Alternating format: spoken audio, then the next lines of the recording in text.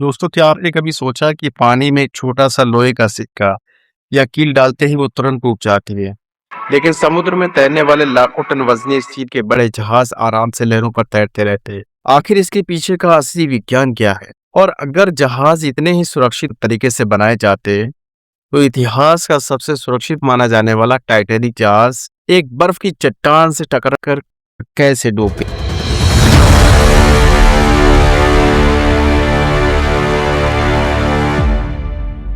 स्वागत है आपका आपके पसंदीदा चैनल IOW पाठशाला पर। आज के इस वीडियो में हम इस रहस्य के पीछे के असली विज्ञान को बहुत ही आसान भाषा में समझेंगे। वीडियो को अंत तक जरूर देखिएगा, क्योंकि आज आपको कुछ ऐसा पता चलने वाला है जो शायद आपने पहले कभी नहीं सुना होगा।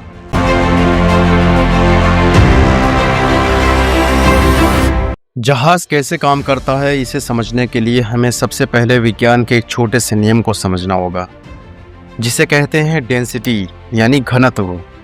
आसान शब्दों में कहें तो कोई चीज़ कितनी घनी या ठोस है, इसको डेंसिटी कहते हैं। पानी का अपना एक घनत्व होता है।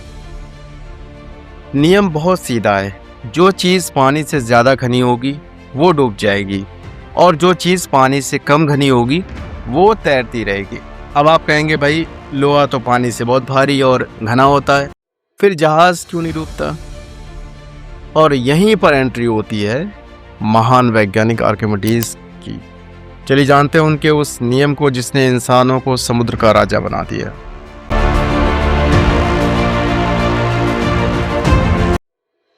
करीब 2200 साल पहले ग्रीस के एक वैज्ञानिक आर्किमिडीज ने एक नियम खोजा था, जिसे आर्किमिडीज प्रिंसिपल कहा जाता है। उन्होंने बताया कि जब हम किसी चीज़ को पानी में डालते हैं तो वो चीज़ अपने वज़न और साइज़ के हिसाब से थोड़ा पानी बाहर धकेलती है, यानी हटाती है। अब जैसे ही वो चीज़ पानी को नीचे की तरफ दबाती है, पानी भी नीचे से ऊपर की तरफ एक बल यानी धक्का लगाता है। विज्ञान की भाषा में इस ऊपर की तरफ लगने वाले धक्के को बॉयंट फोर्स यानी उत्प्लावन बल कहा जाता है। इसे एक आसान उदाहरण से समझते हैं। जब आप पानी से भरी बाल्टी में खाली प्लास्टिक के डिब्बे को नीचे की तरफ दबाने की कोशिश करते हैं, तो आपको महसूस होता है कि पानी उस डिब्बे को ऊपर की तरफ फेंक रहा है। बस यही ताकत जहाज को भी संभालती है। अगर जहाज द्वारा हटाया गया पानी का वजन खुद जहाज के वजन से ज़्यादा या उसके बराबर होगा तो जहाज तैरता रहेगा। लेकिन अगर जहाज का वजन हटाए गए पानी से ज़्यादा हो गया तो जहाज डूब जाएगा। अब आपके मन में सवाल आ रहा होगा कि लाखों टन वजनी स्टील का जहाज इतने बड़े वजन के बराबर पानी कैसे हटा पाता है? इसका राज छुपा है जहाज के डिजाइन और उसकी बनावट में। जहाज को कभी लोहे का एक ठोस ब्लॉक नहीं बनाया जाता। जहाज अंदर से बहुत ज्यादा खोखला होता है। उसके निचले हिस्से में बहुत बड़ी बड़ी खाली जगह होती है, जिनमें सिर्फ हवा भरी होती है। हवा का घनत्व पानी से बहुत कम होता है। इस वजह से भले ही जहाज बाहर से स्टील का बना हो, लेकिन उसके अंदर मौजूद विशाल हवा के कमरों के कारण जहाज का औसत घनत्व पानी के घनत्व से बहुत कम होता है। क्योंकि जहाज का आकार बहुत बड़ा और फैला हुआ होता है, इसलिए जब वो समुद्र में उतरता है तो वो अपने विशाल आकार के कारण बहुत सारे पानी को उसकी जगह से हटा देता है। इस हटाए गए पानी का वजन जहाज के कुल वजन से कहीं ज्यादा होता है।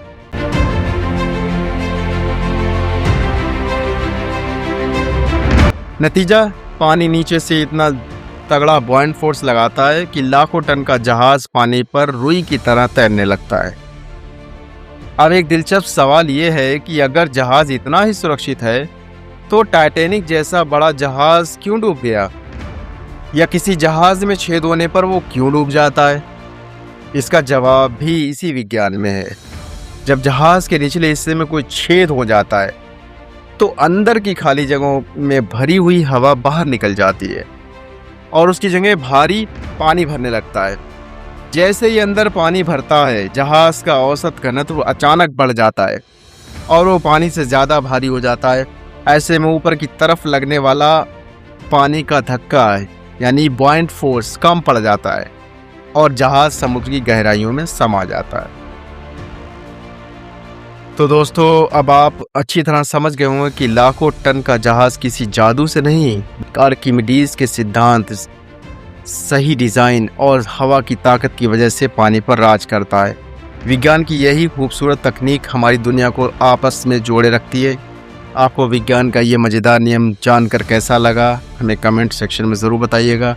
अगर आपको IOW पाठशाला का ये वीडियो पसंद आया हो तो इस वीडियो को एक लाइक ज़रूर करें, अपने दोस्तों के साथ शेयर करें और ऐसे ही ज्ञानवर्धक वीडियो देखने के लिए हमारे चैनल को सब्सक्राइब करें। बेल आइकन दबाना बिल्कुल ना भूलें। मिलते हैं अगले और एक मज़ेदार और इन्फॉर्मेटिव वीडियो में। तब तक के लिए सीखते रहिए, बढ़ते रहिए। खुदा हाफिज़।